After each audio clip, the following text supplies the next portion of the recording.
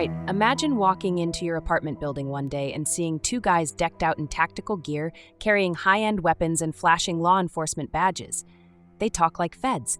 They act like feds. They've got government-issued gear, surveillance equipment, and even claim they're running undercover ops for Homeland Security. So you don't question it. Why would you? They're living in the same luxury apartment building as Secret Service agents. They have access to restricted areas, security feeds, and inside knowledge about federal operations. But here's the thing. They weren't feds. They weren't undercover. They weren't law enforcement at all. They were two guys running one of the most bizarre and terrifying scams in modern law enforcement history. And for 2 years, nobody even noticed. This is the story of Arian Taherzadeh and Haider Ali, the fake federal agents who infiltrated the Secret Service, handed out luxury gifts to real officers, and almost got away with it. The whole thing kicks off in February 2020, right before the world shut down. Taherzadeh and Ali move into a high-end apartment complex in Washington, D.C., called Crossing at First Street, which, if you don't know, isn't just any apartment building. It's where a bunch of government officials and Secret Service agents live. And these guys? They don't just move in quietly. They start throwing money around, thousands of dollars in gifts, rent-free luxury apartments, high-end weapons, surveillance drones, iPhones, flat-screen TVs, even security access to restricted areas. And guess who they're giving all of this to? Actual members of the Secret Service, including one agent assigned to First Lady Jill Biden's protective detail. Yeah, they were getting real federal agents to trust them, work with them, and even accept gifts from them. And how did they pull this off? Simple. They made themselves look legit. They had fake Homeland Security credentials. They carried high-end law enforcement weapons. They had surveillance gear, tactical equipment, and untraceable phones. And when people asked what they did, they claimed they were part of a special Homeland Security task force investigating gang activity and the January 6th Capitol riot. And because they lived in a building filled with actual government employees, nobody really questioned it. Why would they? They spoke the language, they had the gear, they knew all the right things to say. But what really sold the illusion? The money. See, when someone pretends to be a Fed, most people assume they're running some low-level scam, maybe trying to flash a fake badge to get into places or get out of a traffic ticket. These guys? They played the long game.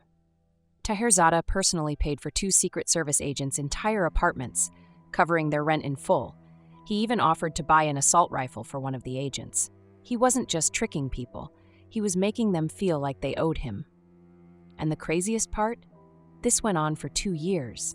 Nobody questioned it, nobody flagged it, nobody realized 2 random guys had completely embedded themselves into the lives of actual federal agents. Until one day, a random U.S. postal inspector accidentally stumbled onto their entire operation. And from that moment, everything unraveled.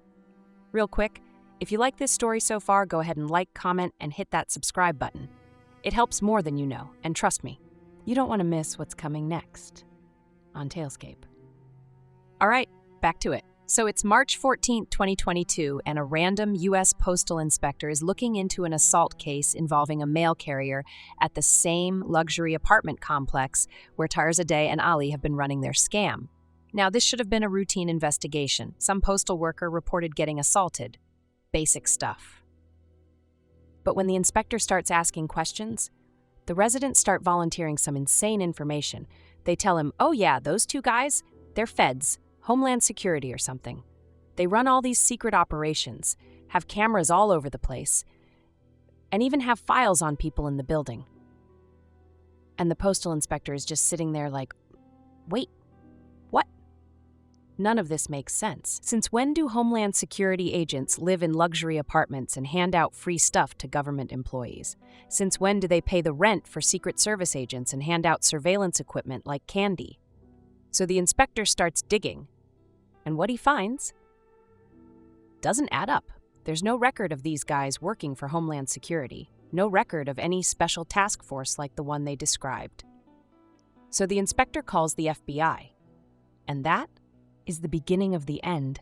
When the FBI gets involved, things move fast.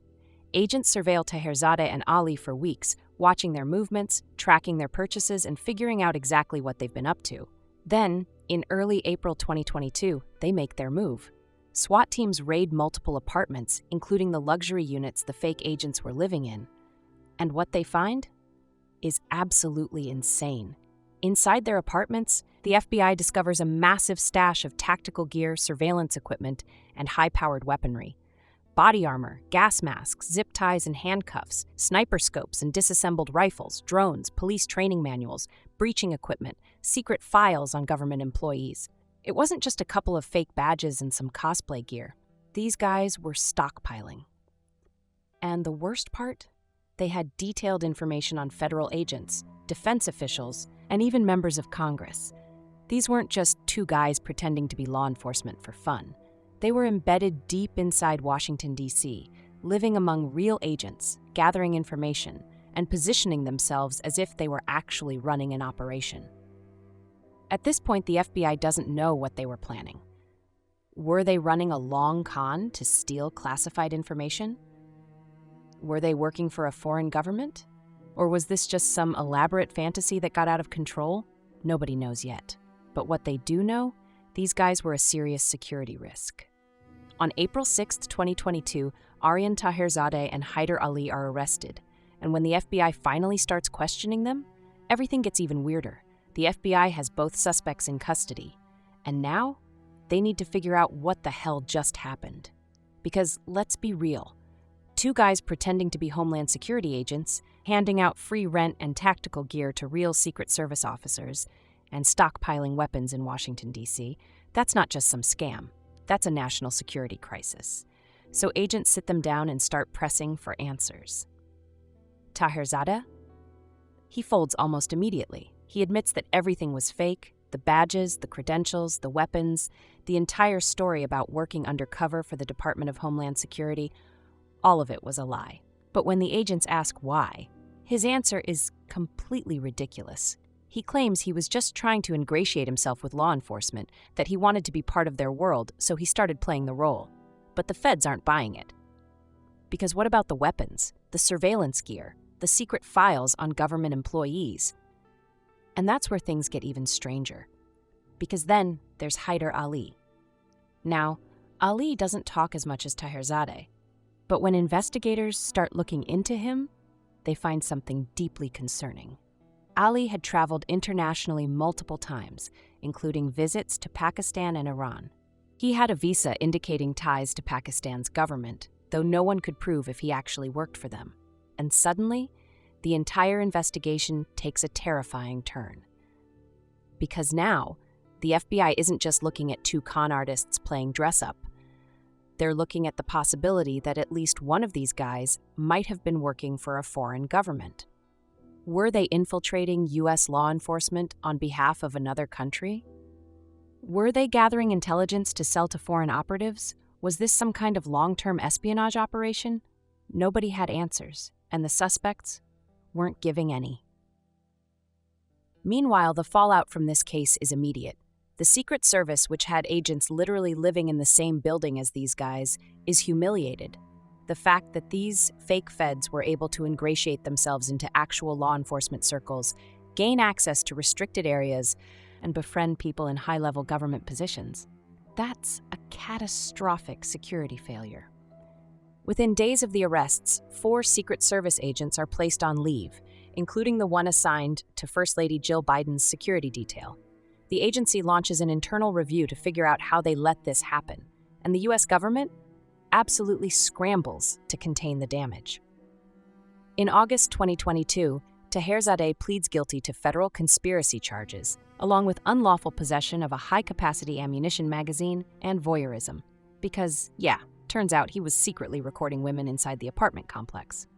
In October 2022, Ali pleads guilty to conspiracy, bank fraud, and illegal weapons possession. And when the sentencing comes down, Taherzadeh gets 33 months in federal prison. Ali gets 68 months, over 5 years. But here's the thing.